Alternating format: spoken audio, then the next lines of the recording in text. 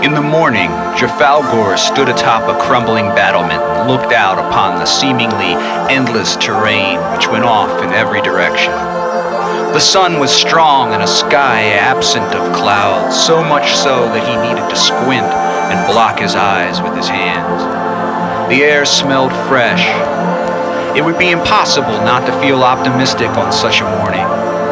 Woony sat in the pocket of a broken crenellation, smoking stale tobacco from a hand-carved pipe. The evening before, the eternally embattled soldier had shown the boy a secret entrance, not much more than a space between two huge fallen stones, which the loyal conscript used to pass into the subterranean passageways below Darkhold. Woony had made a cozy lair in a small old room, a box-like chamber previously used as a sort of cloister by grim acolytes for secluded prayer with their bleak gods. No sense of their evil remained, however. The lad had sat down by a crude stove and marveled that he was in the depths of such a feared location with such a weird companion. Woony had set about going through his possessions, his collection of prized belongings, and began making piles, separating out the necessary from the unnecessary. As he did so, he explained that he was now so fond of stale tobacco, he was not sure he could ever enjoy freshly dried leaves again. He alternated in his spasmodic style between stories of his years within Darkhold and periods of silence. You have come at just the right time. I recently opened the last cask of preserved meat. I have fresh water, all I can drink, but there has been little to eat. Too little.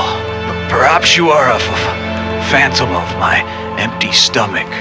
All the same, we needn't hoard it away any longer. We can eat as we like as we are leaving with the morning songbirds. Druhfalgor, of course, listened to his new friend's tales, but he could not help his mind from wandering to the dead lake somewhere below in the heart of the dread place. Woony, I wonder, have you ever ventured to the black waters which dwell here somewhere behind these walls?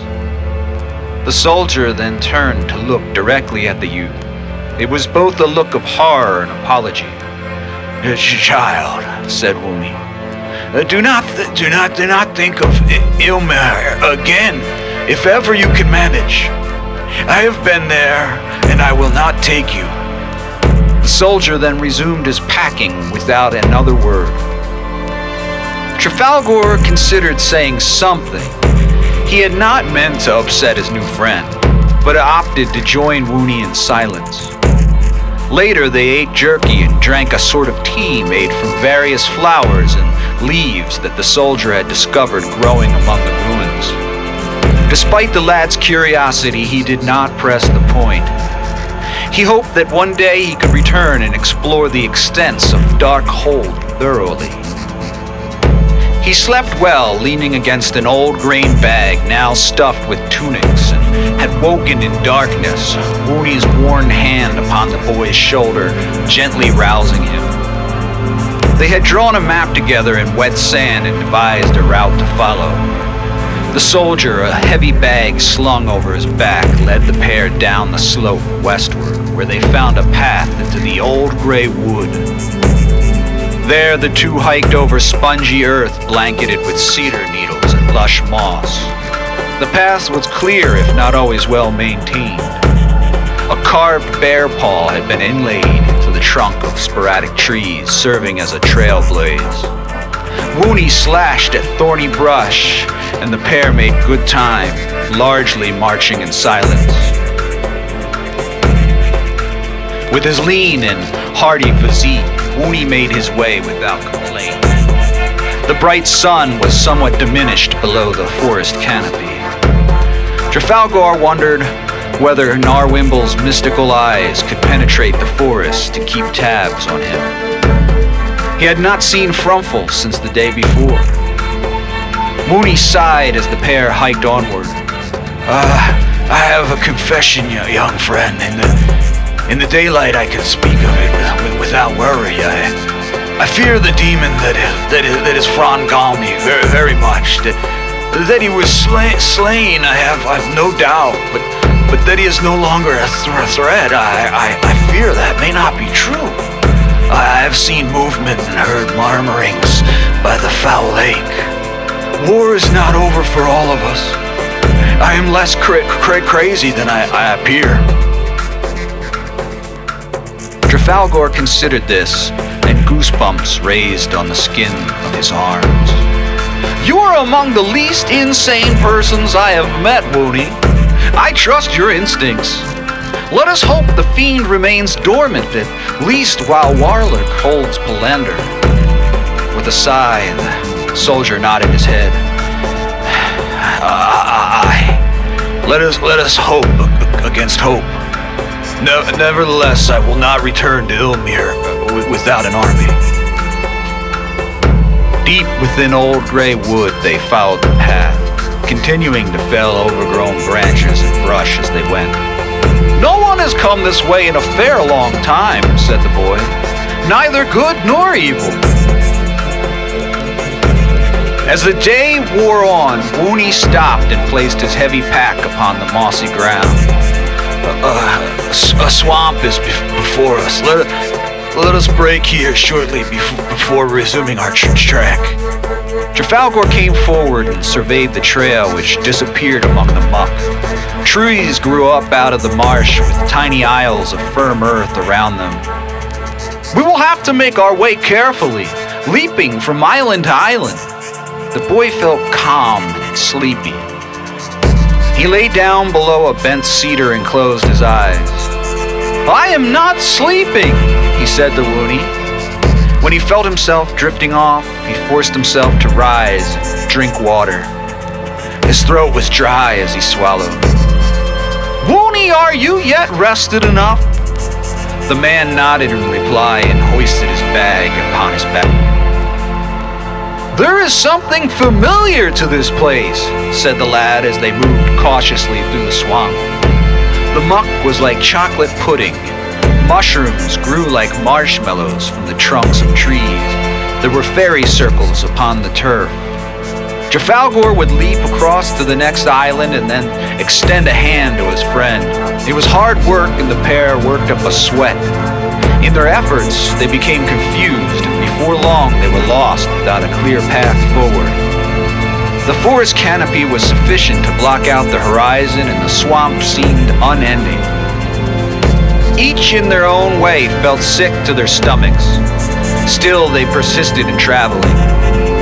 We must trust ourselves and follow where our hearts direct us, Druhfalgor said, suddenly realizing that Woony was no longer there.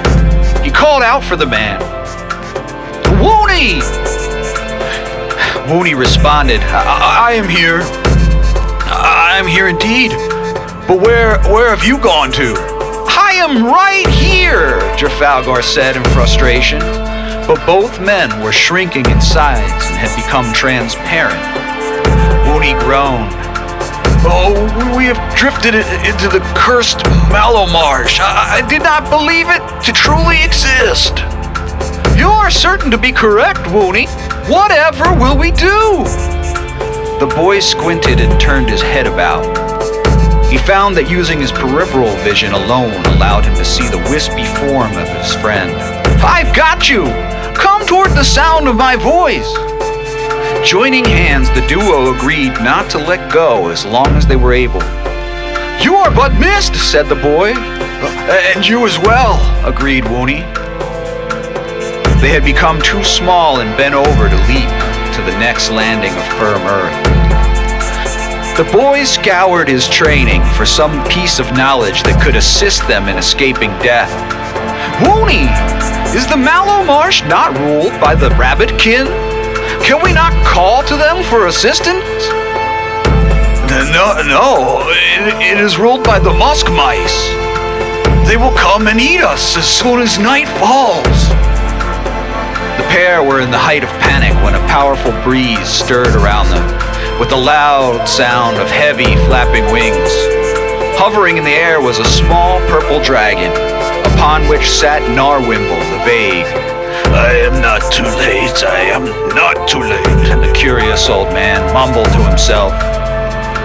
Druhfalgor, if you are near, let yourself be known. The boy was instantly relieved and cried out for his mentor. The tiny old man directed the dragon toward the sound of the boy's voice and hovered over them. The sagely master scattered peas upon the ground at Druhfalgor and Woony's feet, followed by bits of shredded cabbage and chopped carrots. Eat quickly! The boy did not question for a moment Gnarwimble's command. Stooping over, he scooped the vegetables into his tiny hands and chewed them with haste. Woony did the same. Within moments, the pair became visible again, and their shriveled bodies began to grow to normal size.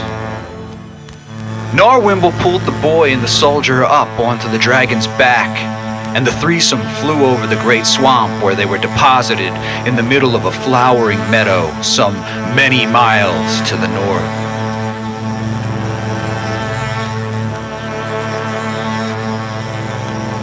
The old man listened with kindness to Woony's tale, confirming for the soldier that the war had indeed concluded long ago.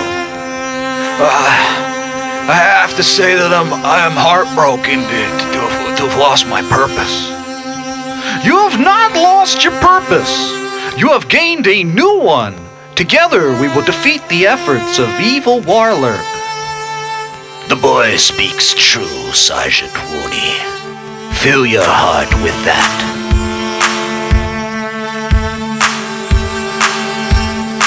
Gnarwimble then spoke to the dragon using a tongue unknown to Druhfalgor. Woony shrugged as he too could not understand their speech. The dragon at last hissed and flew off with a rush of air. Its scales shone iridescent in the sky. Casmodian is a good friend, said Gnarwimble. I regret that she cannot transport us further. We are not far from respite, however. The old man then pointed up the meadow to a castle that glimmered in the sunlight as its curtain walls were made of white stone. Druhfalgor did his best to bring Gnarwimble current in their affairs as they marched up the long, sloping hill. There was a small lake brimming with frogs and turtles before the castle gate where a retinue of snow-white horses grazed. Gnarwimble neighed and chattered his teeth, and a large horse approached them. Welcome, old friend. Veronica will be pleased to see you. Indeed, Annabelle. Will you not escort us? The horse and the old man continued to converse in their private language while the soldier and the boy followed. Inside the castle was a wondrous garden, beautifully decorated with flowers of every color. Jumping posts of various heights were set all about. Horses mingled together eating hay. In the main courtyard, the threesome came upon a majestic equine who wore a crown of gold and rubies upon her head. She had long, braided white hair. Kneel, said Gnarwimble, and the pair followed his lead, bending a knee for the creature, who then spoke with them. Welcome to my castle, friends old and new. I am Veronica. This is the kingdom of white horses. After hearing their tale, Veronica agreed to provide them with a place to sleep and supplies so that they should not go hungry in their journey. I cannot go with you or join you in your quest, as the horses are neutral in all affairs. The party was made comfortable and given a filling meal of hay, oats, and carrots. In the evening, while they slept on bales of hay, Veronica went to her magic mirror and called upon Nightshade, the shadowy servant of Warlyrk. The boy king is here, as is the sorcerer Gnarwimble. They travel with a broken man named Woony. I have done what you asked, though it pains me much. I trust Warlyrk will honor our agreement.